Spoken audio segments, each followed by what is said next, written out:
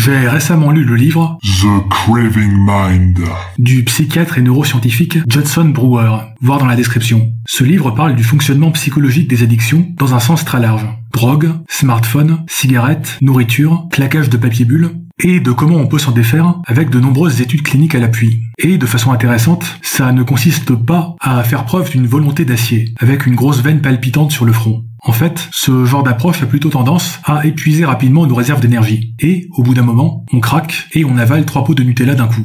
L'approche proposée dans le livre consiste en 4 étapes. La première étape, c'est d'apprendre à reconnaître la compulsion initiale, l'envie soudaine de choper une cigarette, ou un cookie, ou d'aller sur Facebook. La plupart du temps, on fait cela de manière quasiment automatique et inconsciente, un peu comme un zombie. Et pour que ça change, il faut déjà arriver à se dire « Ah, tiens, là, je ressens soudainement l'envie de m'adonner à tel ou tel comportement addictif. » Intéressant. La deuxième étape, c'est l'acceptation de cette compulsion. Là, en général, on a envie de faire disparaître ce besoin le plus vite possible, soit en y cédant, soit en le repoussant vigoureusement avec un cri de guerrier viking. Mais il y a une troisième voie qui consiste à accepter le fait qu'on a cette compulsion, tout comme on accepte le fait qu'on a une pensée donnée dans certains exercices de méditation.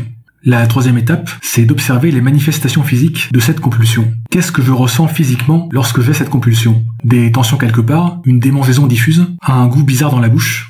Il ne faut pas chercher à comprendre d'où ça vient, juste qu'est-ce que ça fait, quelles sensations ça provoque. Et la quatrième étape, c'est de noter ces sensations, soit mentalement, soit sur un bout de papier, en essayant de trouver les mots pour les décrire. Ça peut être un petit peu laborieux, mais on finit toujours par arriver à en dire quelque chose, même de manière un peu vague et imprécise.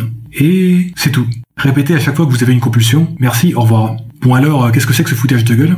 Eh bien, par exemple, imaginez une personne qui ne peut pas passer 30 minutes sans fumer une nouvelle cigarette. Si cette personne doit prendre l'avion pendant plusieurs heures, est-ce que cela va la tourmenter pendant tout le vol? Eh bien, peut-être au début, mais la démangeaison initiale finit par passer, ou du moins par s'atténuer. Et, similairement, si on observe avec attention les sensations physiques liées à la compulsion, eh bien, la compulsion finit par passer. La différence, c'est que lorsqu'on y cède, ou qu'on la repousse brutalement, on renforce cette compulsion. Alors que si on la laisse passer à travers nous, en observant nos sensations, on dissout peu à peu le lien mental entre la compulsion et le comportement. Entre l'envie de cookie et le fait de manger un cookie. Entre l'envie de checker Facebook et le fait de checker Facebook. La plupart des addictions sont de l'apprentissage par renforcement qui s'opère de manière inconsciente.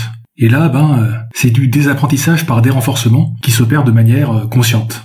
Alors, que pensez-vous de tout ça? N'hésitez pas à le dire en commentaire.